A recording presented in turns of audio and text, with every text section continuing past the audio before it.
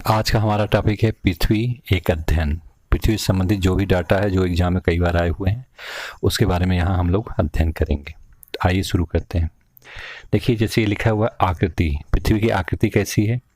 पृथ्वी की आकृति गोलाकार है लेकिन ये ध्रुवों की तरफ से चपटी है। ये देखिए उत्तरी ध्रुव लिखा मैंने, इधर क्या है दक्षिणी ध्रुव है, तो यहाँ से पृथ्वी चपटी है।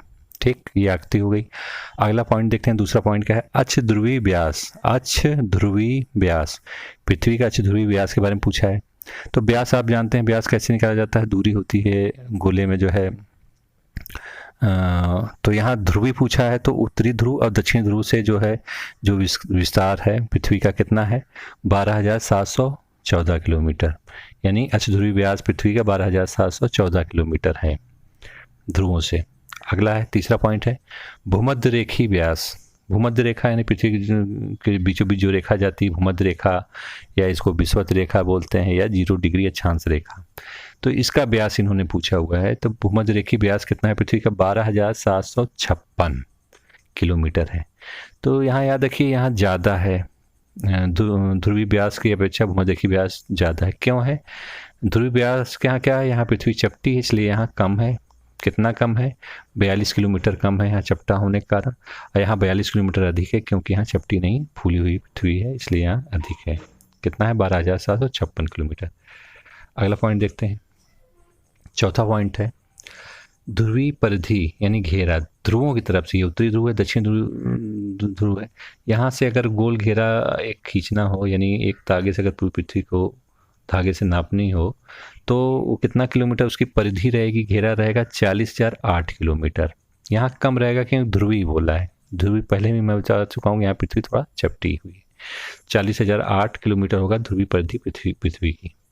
अगला पॉइंट देखते हैं, विषुवत रेखी परिधि पृथ्वी की कितनी है। विषुवत रेखा, विषुवत रेखा मैं पहले ही बता चुका हूँ। विषुवत रेखा कहाँ से जाएगी, जिसे भूमध्य रेखा बोलते हैं। तो भूमध्य रेखा से होके जो है अगर पृथ्वी को गोल घेरे में नापेंगे, विषुवत रेखी परिधि से नापेंगे तो कितना होगा, 40,075 किलोमीटर इसकी परिधि होगी। ठीक, अगला पॉइंट पृथ्वी संबंधित देखते हैं। पृथ्वी का द्रव्यमान 5.97 गुणे 10 की पावर 24 टन है। कितना है, 5.97 गुणे 10 की पावर 24 टन पृथ्वी का द्रव्यमान है। अगला देखते हैं,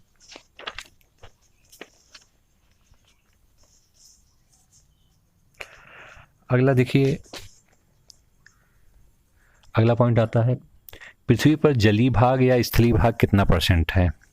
तो यहाँ चित्र आप देख रहे होंगे, ये पृथ्वी के चित्र मैंने बनाया है। तो 71% भाग पर पृथ्वी के जल है, और बच गया कितना, 100 में घटाएंगे 71 तो बच गया 29% भाग पर पृथ्वी पर क्या है, स्थलखंड है। अगला पॉइंट, आठवां पॉइंट है पृथ्वी का आयतन कितना है। तो पृथ्वी का आयतन देखिए 10.33 गुणे 10 की पावर 11 घन किलोमीटर है। ये पृथ्वी का क्या है, आयतन, इसको याद रखिएगा। फिर अगला पूछा हुआ 9वां पॉइंट है पृथ्वी का औसत घनत्व कितना है, 5.52 औसत घनत्व पृथ्वी का किसके सापेक्ष नापा गया है, पानी के घनत्व के सापेक्ष बताया गया है। पृथ्वी की अनुमानित आयु कितनी है, पृथ्वी की अनुमानित आयु है 4.6 बिलियन वर्ष। पृथ्वी के धरातल का क्षेत्रफल, जो संपूर्ण उसका धरातल है उसका क्षेत्रफल कितना है, तो 51.1 करोड़ वर्ग किलोमीटर पृथ्वी के धरातल का क्षेत्रफल है।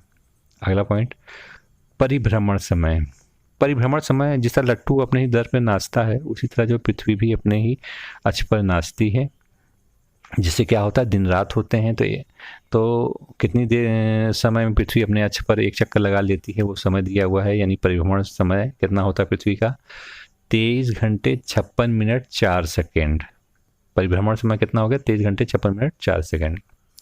अगला पॉइंट देखते हैं, 13वां पॉइंट है परिक्रमण समय। सूर्य किसी परिक्रमा, पृथ्वी किसी परिक्रमा करती है, सूर्य की परिक्रमा करती है। यानी पूरी परिक्रमा करने में सूर्य की पृथ्वी को कितना समय लग जाता है ये पूछा हुआ है। तो 365 दिन 5 घंटे 48 मिनट 46 सेकेंड में पृथ्वी सूर्य की एक परिक्रमा कर लेती है।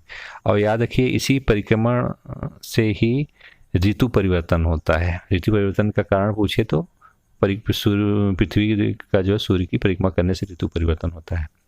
अगला 14वां पॉइंट है पृथ्वी का परिक्रमण वेग कितना है। तो याद रखिए परिक्रमण जो वेग है इनका, जिस गति से परिक्रमा करती है, 29.8 किलोमीटर प्रति सेकेंड की गति से पृथ्वी परिक्रमा कर रही है सूर्य की। फिर अगला है परिक्रमण मार्ग की लंबाई। ये देखिए मैंने बीच में सूर्य बनाया हुआ है, ये मार्ग है, ये पृथ्वी है, ये चक्कर लगा रही है सूर्य का। तो ये जो मार्ग रास्ता है इसका लंबाई पूछा हुआ है। तो परिक्रमण मार्ग की लंबाई पृथ्वी की है 96 करोड़ किलोमीटर। कितना? 96 करोड़ किलोमीटर है। अगला है 16वां पॉइंट है सूर्य से न्यूनतम दूरी। न्यूनतम दूरी की बात किया है, यानी सूर्य के सर्वाधिक नज़दीक पृथ्वी की जो दूरी है, सूर्य से पृथ्वी की दूरी कितना है? 14.70 करोड़ किलोमीटर। और इसी में ये याद रखिएगा, सूर्य से पृथ्वी जो सबसे नज़दीक रहती है वो दिवस उपसौर दिवस कहलाता है, और ये तारीख पड़ती है 3 जनवरी को। उपसौर दिवस 3 जनवरी। कितनी दूरी रहती है? 14.70 करोड़ किलोमीटर, जो कि सूर्य से पृथ्वी इस दिन सबसे नज़दीक रहती है। अगला पॉइंट देखते हैं, सूर्य से अधिकतम दूरी। पृथ्वी की सूर्य से, ये पृथ्वी में बनाया है, ये सूर्य है। अधिकतम दूरी मतलब सर्वाधिक दूर पृथ्वी सूर्य से कब कितनी किलोमीटर रहती है? तो 15.21 करोड़ किलोमीटर। ऐसी स्थिति कब आती है, किस डेट को जो सर्वाधिक दूरी होती है सूर्य से पृथ्वी की? तो 4 जुलाई को होता है। इसको कौन सा दिवस बोलते हैं 4 जुलाई को? अपसौर दिवस, याद रखिएगा, अपसौर दिवस। अगला पॉइंट है सूर्य से पृथ्वी की माध्य दूरी कितनी है? माध्य दूरी या औसत दूरी। ये सूर्य बना है, ये पृथ्वी बनी हुई है, तो औसत दूरी जो है सूर्य से पृथ्वी की है 14.98 करोड़ किलोमीटर। अगला पॉइंट देखते हैं, सूर्य से पृथ्वी तक प्रकाश कितने समय में पहुंचता है? प्रकाश देखिए यहाँ आ रहा है, तो 8 मिनट 20 सेकंड लगभग में प्रकाश पहुंचता है। अगर केवल इसको सेकंड में बात करेंगे तो 500 सेकंड लग जाते हैं सूर्य से पृथ्वी तक प्रकाश आने में। अगला पॉइंट देखते हैं,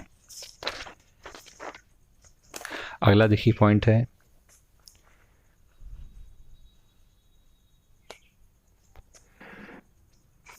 चंद्रमा से पृथ्वी की दूरी औसत में कितनी है? औसत दूरी की बात हुई है, चंद्रमा से पृथ्वी की दूरी।